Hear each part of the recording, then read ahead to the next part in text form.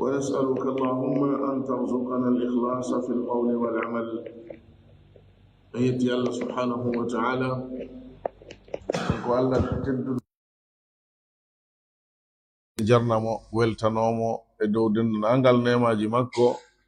e ɓure makko e moƴƴereji makko e hoore meɗen. Iɗen seedo ko kanko tun Allah woni ko hana rewede ka gonga. Iɗen seedo Muhammad sallallahu alayhi wa alihi wa sallam ko jiyaɗo Allah nulaɗo makko. ɓen toro Allah yo juulu e maɓɓe, yo Allah juulu e dendanagal ɓengure maɓɓe nden, yo Allah juulu e kala sahabajo maɓɓe e kala on iwtirɗo ɓaawo maɓɓe ñentini sunna maɓɓe on jokki batteji maɓɓe ɗin ila yawmiddin. Allahumma amin. Musidɓe tedduɓe, ɗen jokkito darsu meɗen on ka tawhid e nde deftere men kitabu tawhid nde no walli fiɗum Cheikh Muhammad ibn Abdul Wahhab. ɗen toro Allah yo yurminmo, o yurmina en, o yurmina mawɓe meɗen ɓen, o yurmina dendanagal karamukoɓe meɗen. Ede wonde walli fiɗum rahimahullah e dambugal ngal himo jantano en fi ñawore sharia nden e katinagol ngol yi'ugol hunde maɗum nana hito hunde fiɓa e ɗum heɓugol tana ma fiɓa e ɗum heɓugol moƴƴere. O soggani en ayaji alquran e makuji nulaɗo sallallahu alayhi wa sallam alay himo jokki fahin e ɗin makuji nulaɗo alayhi salatu wassalam. Eɗen darino e hadith mo Abdullah ibn Mas'ud radiyallahu anhu fillani en ka o maaki wondema nulaɗo sallallahu alayhi wa sallam ɓe maaki katina gongol ko shirk fillande walli fiɗo on ko addi ɗo kon o janti kongol ngol nde laabi ɗiɗi wiwɗen e fillayeji go e o hadith ɗo nulaɗo sa sallam ko laabi tati woni ko egga e maɓɓe ɓe maaki attiyaratu shirkun, attiyaratu shirkun, attiyaratu shirk. Maaki katinagol ngol ɗum ko shirku non, katinagol ko shirku, katinagol ko shirku. Makugol ɓe kongol ngol nde laabi tati ko tentingol artira fondo e muɗum holla neɗɗanke wondo e nande on wonde makko woni e nande kon ko haqiqa, ko gonga, ko hunde sobe, hunde nde o hani e rentagol e muɗum. Ibn Mas'ud watti ɗo wondema ko hasi kon non no fandi e meɗen ma ala e meɗen si wona neɗɗo on hino so'a ɗum wonde emo heɓa alhaali ko battinta e makko waɗa ka ɓernde makko wasi ɗum no bonna emo haaju ma ɗum waɗi kata e makko ko nantata e muɗum holli wondema jibilla hino e muɗum neɗɗanke on ɗum ko lasili e makko non wono woni non jikkuji buyno toon bonɗi tawata ko ɗi lasili e neɗɗanke. Allah wi innahu kana zaluman jahula. Neɗɗanke on o laatike ko ɗuɗuɗo toñugol, ko tiiɗuɗo majjere. Allah wi wa kana al insanu qatura. Neɗɗanke on laatike ko nguddo. wa khuliqa al insanu ajula. Neɗɗanke on o tagama ko o hawjuɗo, ko o heñiɗo, yani hawjuɗo ha yawti kerol, feƴƴiti kerol. Haray ko ɗum iyata si neɗɗo no monano ɓiɗɗo mum mo yeli yo ɓurɗum moƴƴugol o huɗa mo. Allah bonni fima ko hakke hawjugol yo moƴƴu o yaha ha o huɗa mo, ma huɗa daabe mum, ma huɗa jawdi mum, sifa ɗin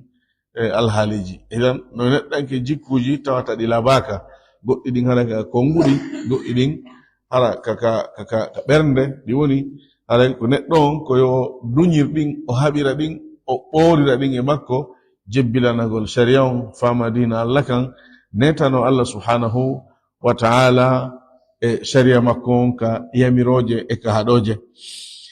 Ibn Mas'ud o wi ala e meɗen si wona o to gihino so'a sifa ɗin piiji nde wonde woni kono Allah no ittira ɗum e neɗɗanke on fawagol e makko kanko Allah. Hay fi a so'i ɗum felsiti ka ɓernde maɗa ko ya accu wona felsitande tun hara jaɓale ɗum wona finde ko fiɓuɗa,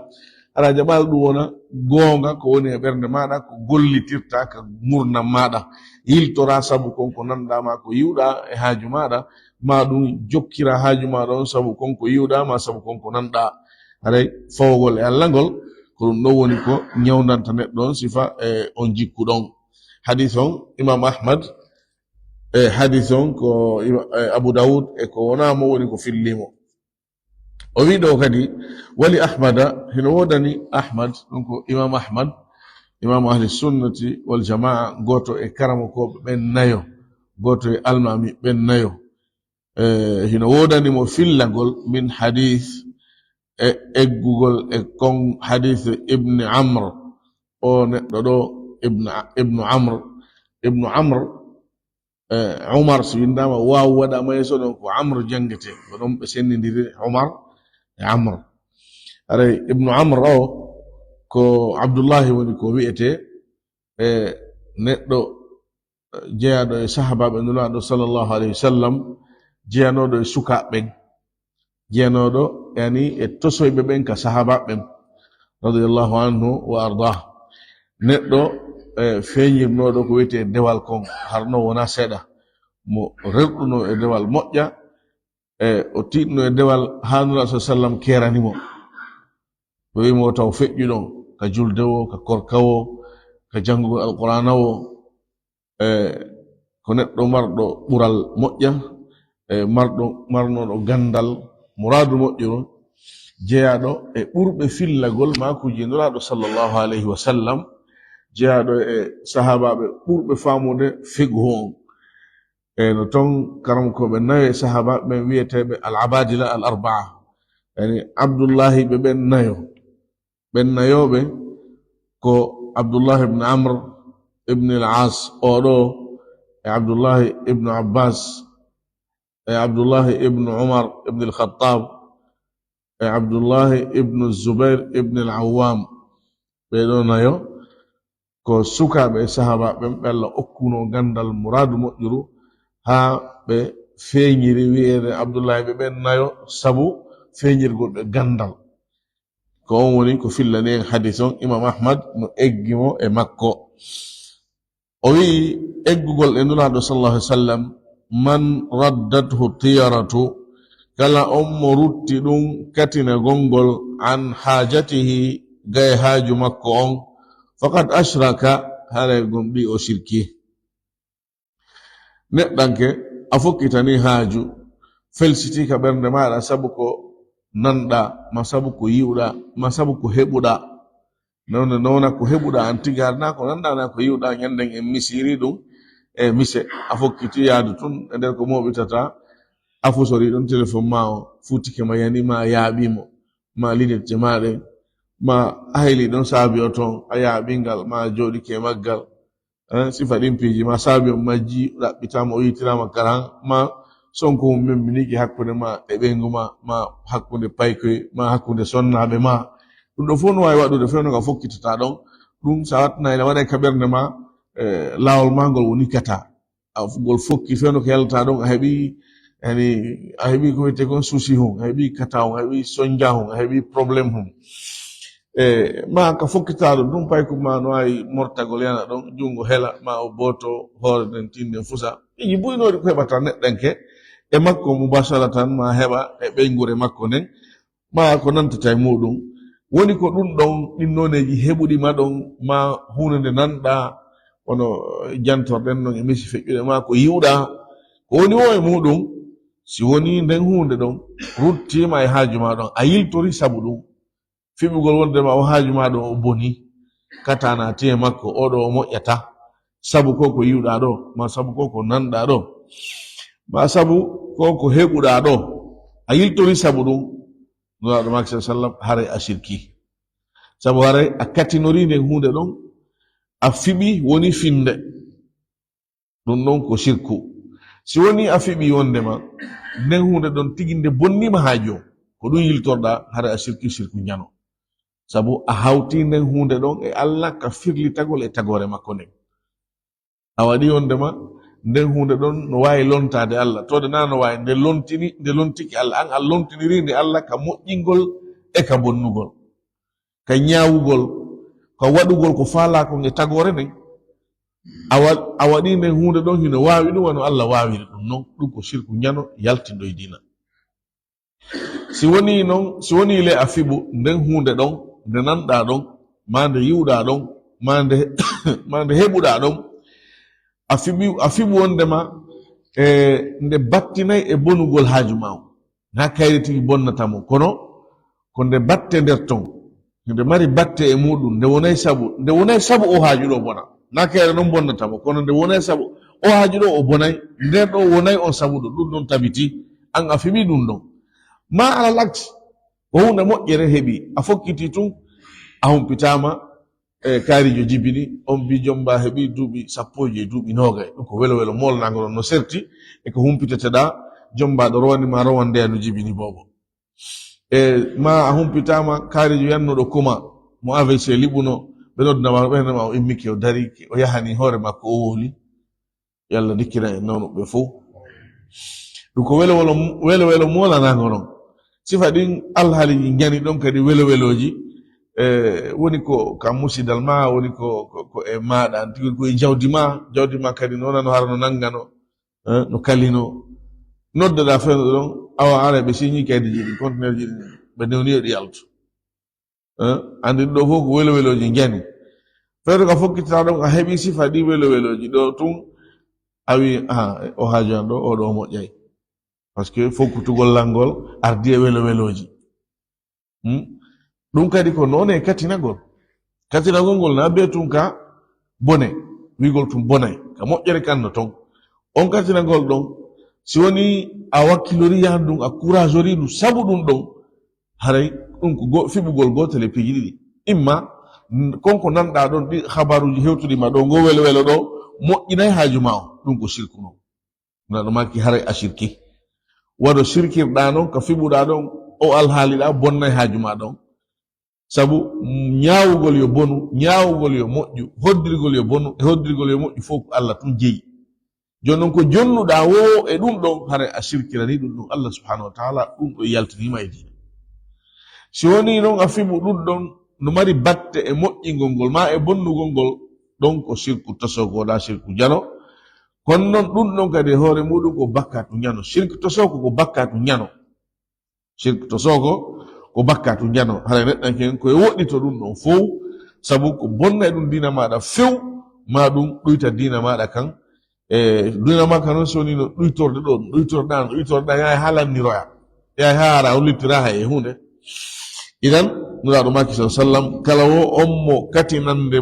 katinagol rutti ɗum e haaju muɗum haray gomɗi o shirki wona noon kadi kala wo on mo katinagol muɗum naɓi ɗum e haaju mum wona noon kadi haray o shirki hadis wonɗo arde on jantantoy ɗum ɗon on sayi qalu ɓe wi'i ɓay Abdullah ibn Amr ibn As of wolingol konngol ɗo ma ɓaynulaɗo sa sallam makingol konngol ɗo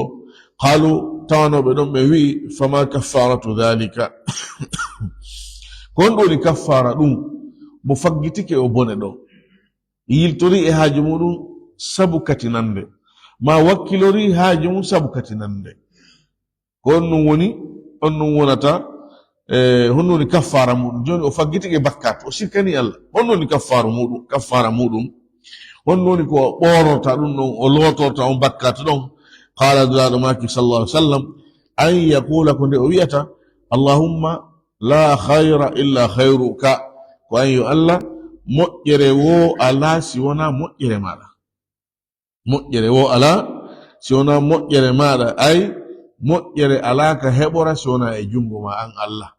ala wawɗo addude moƴƴere si wona an wona o e hadith ardanno en noon allahumma la ya'ti bil hasanati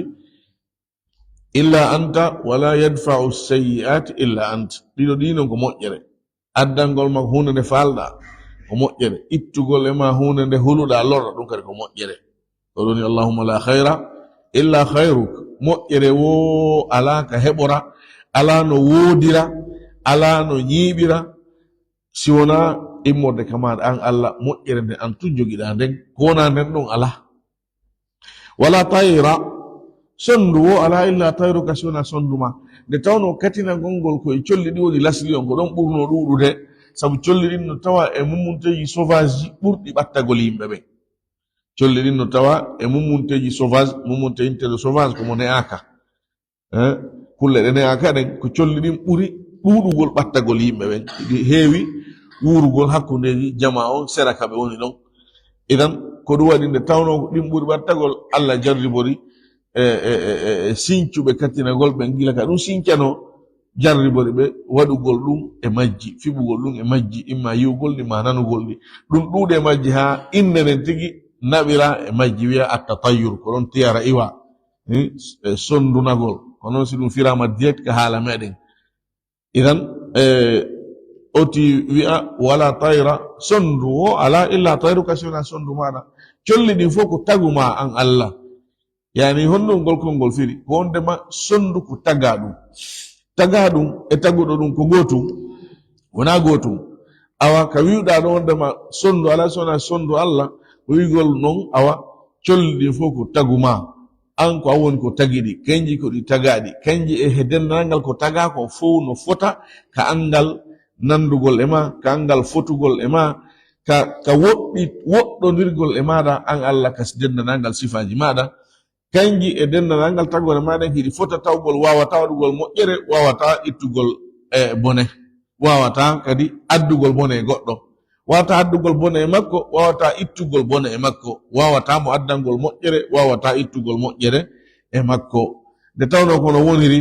tawi ko an tun Allah woni ko hana rewede konngol ngol hombira wala ilaha reweteɗo wo ala e hoore goonga hara ko dewal wiyetengal dewal marngal joddi wonande on mo waɗi ɗum dewal marngal kadi joddi wonande on mo waɗali ɗum gayru kasi wona an Allah on reweteɗo ala si wona an e hoore goonga e hoore soobe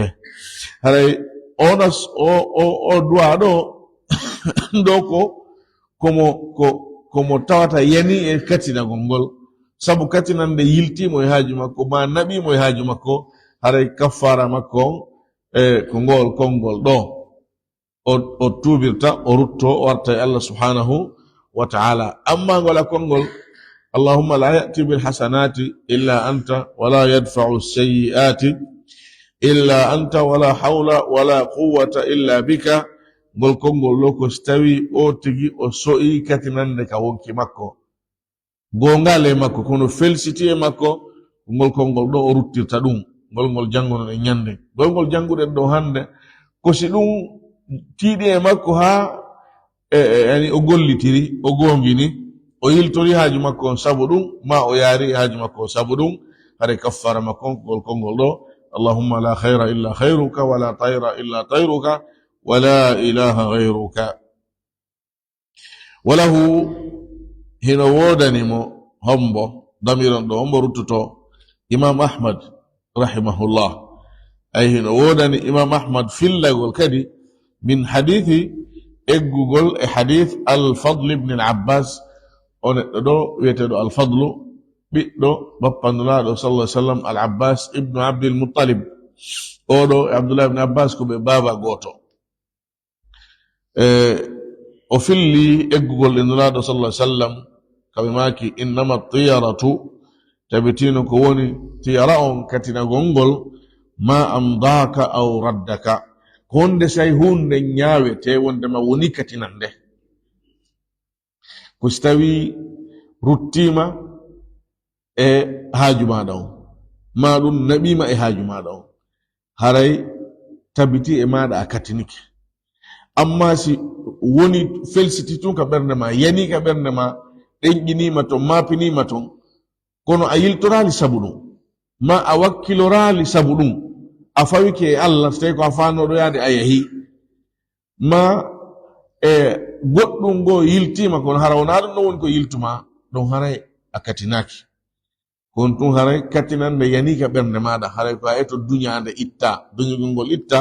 ko ngol konngol ɗo allahumma la ya'ti bil hasanati illa anta wala yadfa'u as-sayyi'ati illa anta wala hawla wala quwwata illa bik o tigi fawo e Allah o yaha e haaju makko on hara o yiltorali fi ɗum ɗon si tawile o yi ko tawata haɗo e haaju on laatagol sabu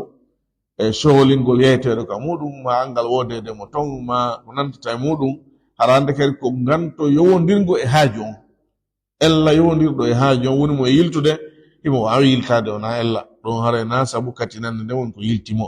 amma so o yahiri e haaju on o dumori e makko sabu katinagol ngol yiwgol mo o haaju ɗo moƴƴoyayi sabu ko o nani ma sabu ko o yii ma sabu ko heɓi mo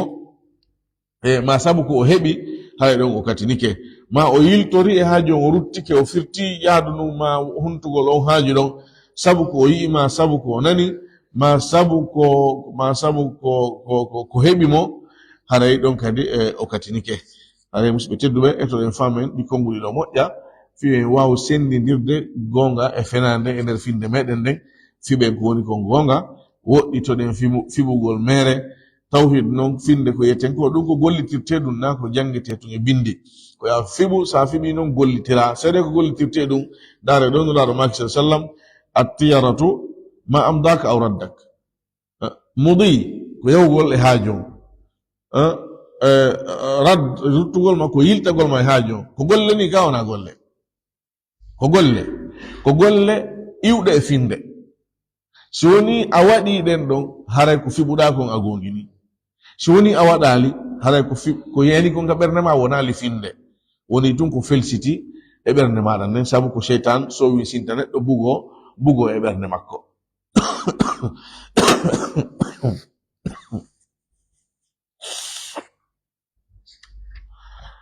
walli fi ɗon ala adatihi emo soggana en ɗo yoga e masalaji wonɗi e nder ɗi nasuji ɗo. o wi fihi masail, hino e dambugal ngal masalaji. al ula masala o attanbihu ko wattingol yila artira fondoji ɗin ala qawlihi e konngol allah tedduɗo towu ɗon ka wi ɗon ala innama ta'iruhum inda allah, ande famon wondema e ñawore maɓɓe nden, yani hoddirede e maɓɓe ko ɓe añi ko ɗum ko ka allah woni, ɗum ko e juuɗe allah woni e iwde, kanko allah woni ñawowo on, kanko woni hoddirowo on, kanko woni waɗinowo kala hunde waɗunde, kanko kadi woni salotoɗo kala ko laataki yo laato. maa qawlihi wondude kadi yani wattingol kadi yila e konngol allah ka o wi ɗon qalu ɓe wi'i ta'irukum inda allah, qalu ta'irukum ma'akum, ɓe wi kata moɗon on tana moɗon on sabu muɗum koye juuɗe moɗon woni. ɗe ayejo ɗe ɗiɗi sa wattanarila a sikkay ɗe lutondi, ɗa inda allah, ɗa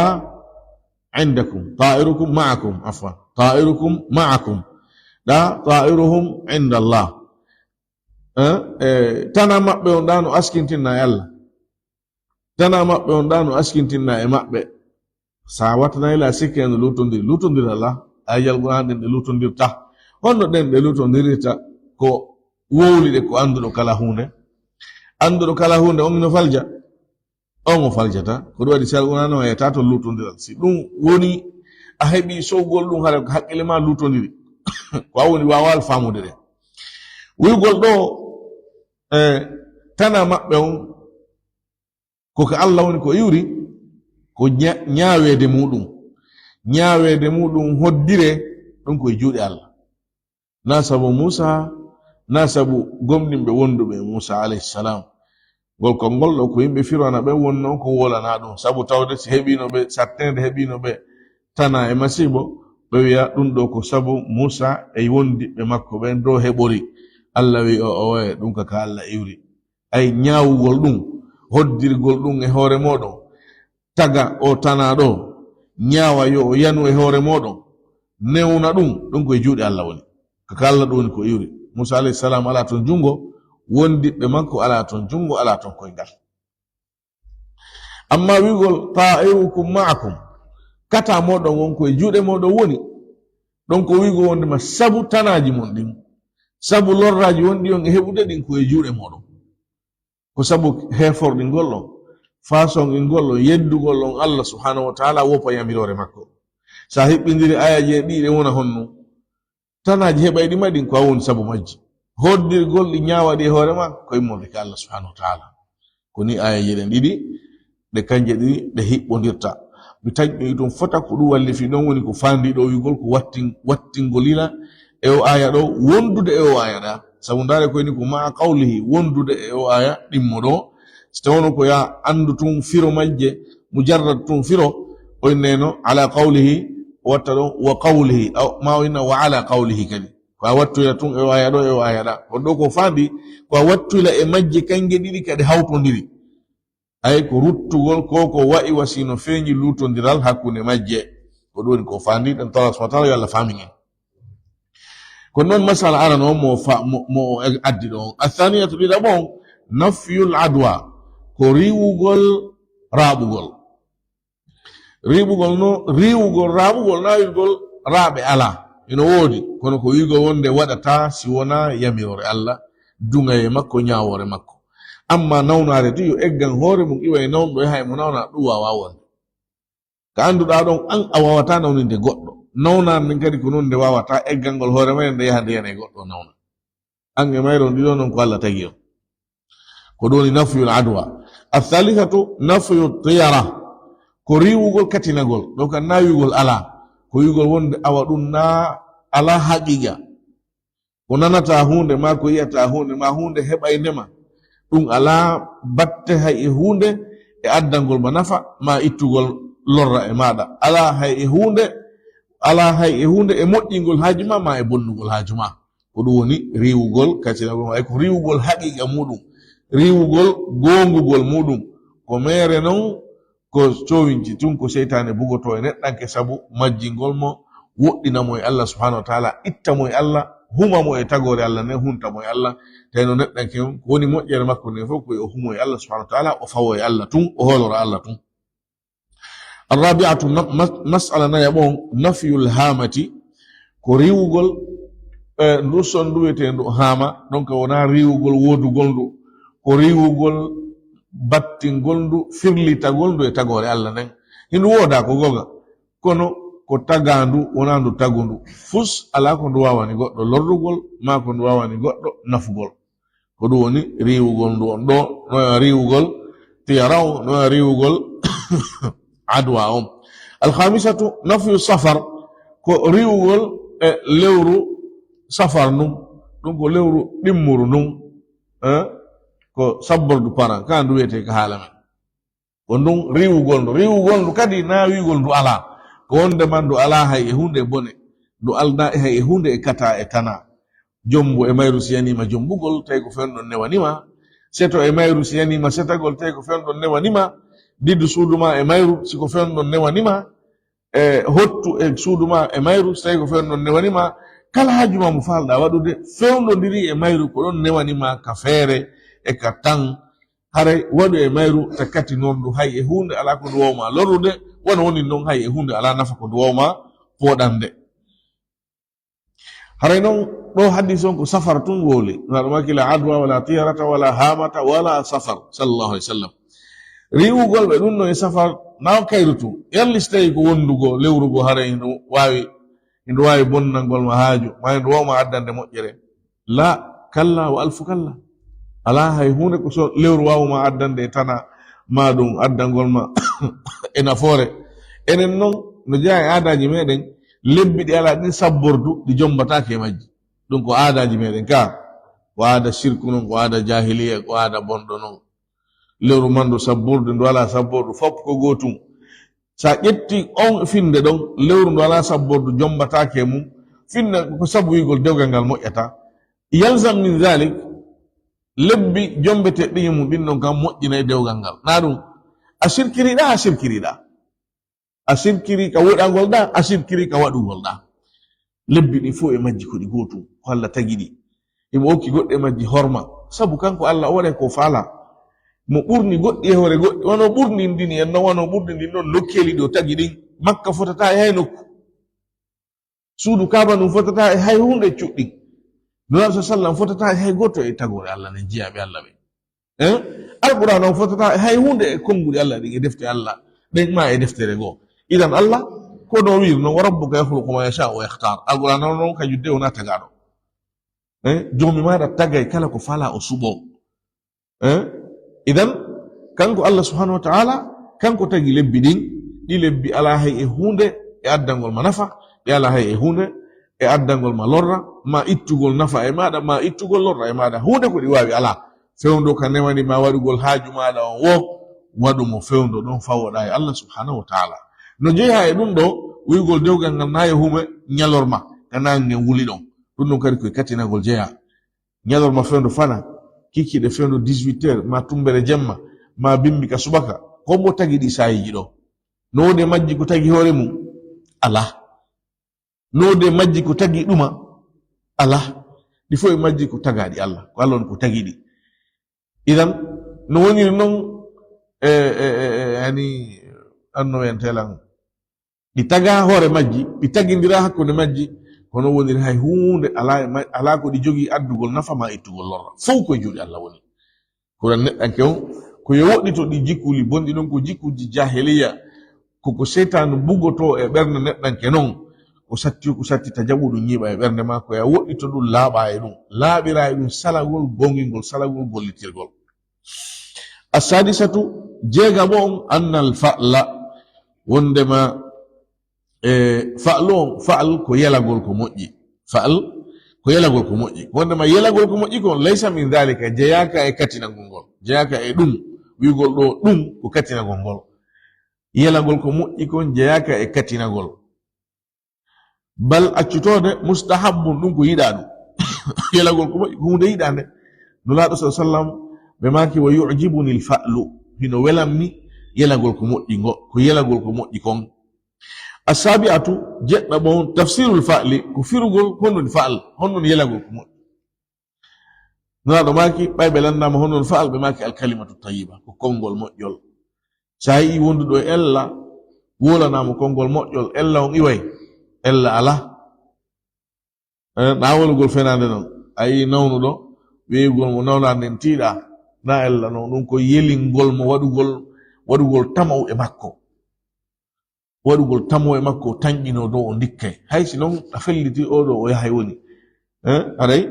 koyo neɗɗanke en koyo yoɓo sifa ɗin konngudi ɗon ayi neɗɗo sattiraɗo na ɓeydanmo sattede na wimo aw ɗum ko ande aw ɗum ko soñjaji kaarijo kadi no fewdori ni kaarijo kadi no fewdori ni to addanamo sattiraɓe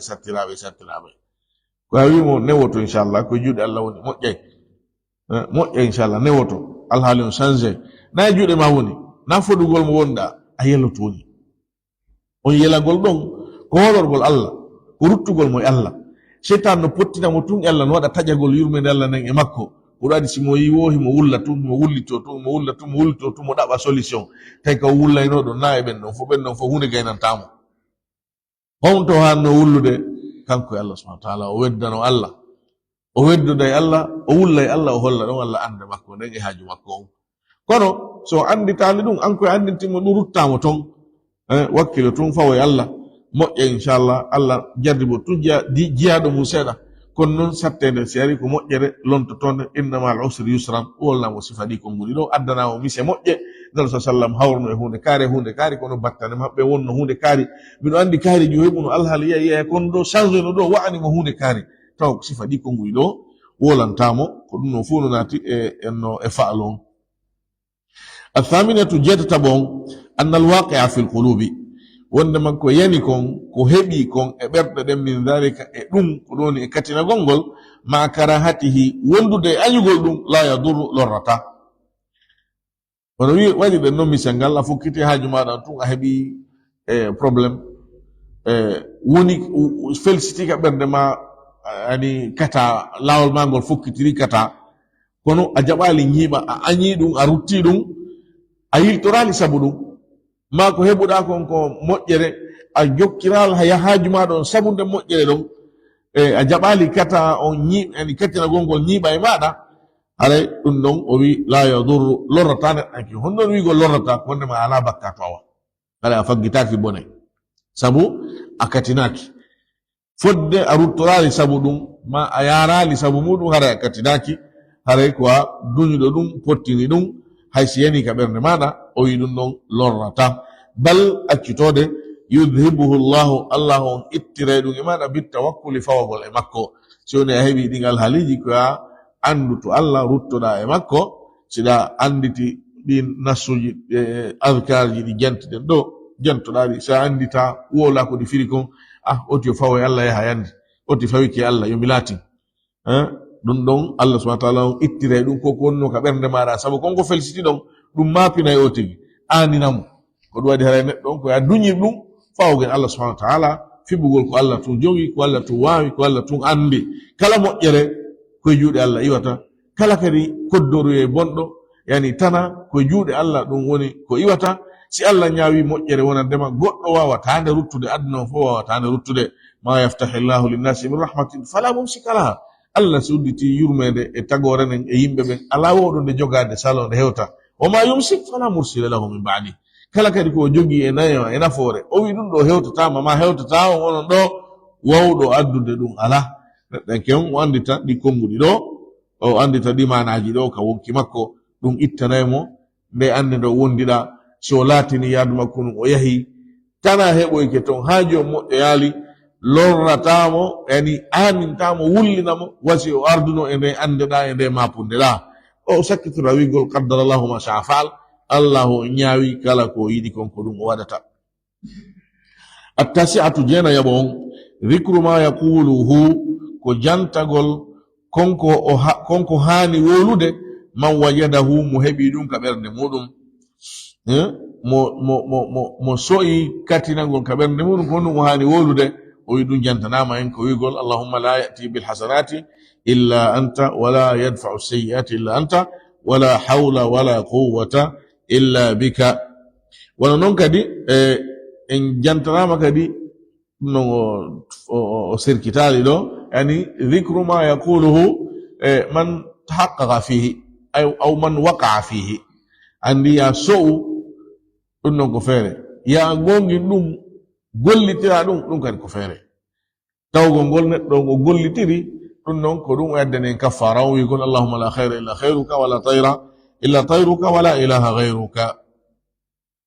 al-ashiratu sappo mo at-tasrihu ko wowlugol feññina. tasrih ko wowlugol wonira kongol feeñugol, har na misugol, na mumugol, na sappagol, na kongol tawatano landi ya tasko si anda honno woni wolde. kongol laabungol pos bi anna tiyarata wonde makkatina gongol shirkun ko shirk. laɗo maki at-tiyaratu shirk, kongol laaɓata hawano. sarih nasun sarih. idan ko wigol e wondema non sallam no feññinirani en kongol laabungol pos wonde makkatina gongol ko shirk. fiyo en nanu ɗum tum faamen haray haton jina hay firtanede ɗum. alhadiyata ashra sappo e go'a bo mo hombiri o masalaji ɗin tafsiru tiyarati almadmuma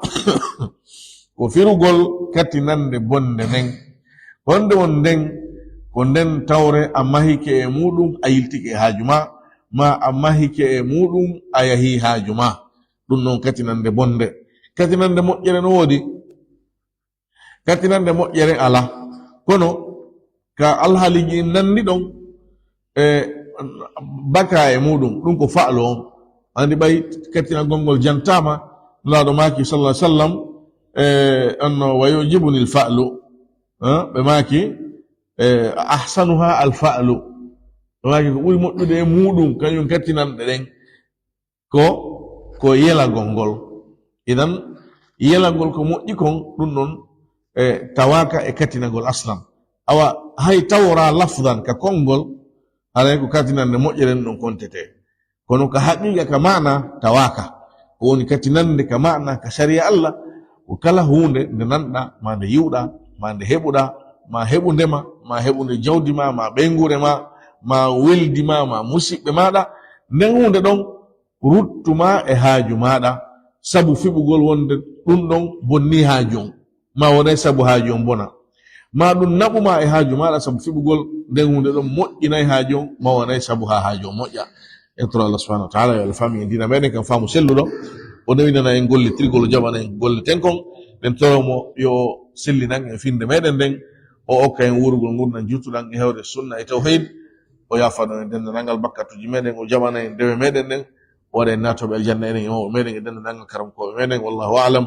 wa sallallahu ala nabiyyina muhammadin wa alihi wa sahbihi wa sallam walhamdulillahi rabbil alamin.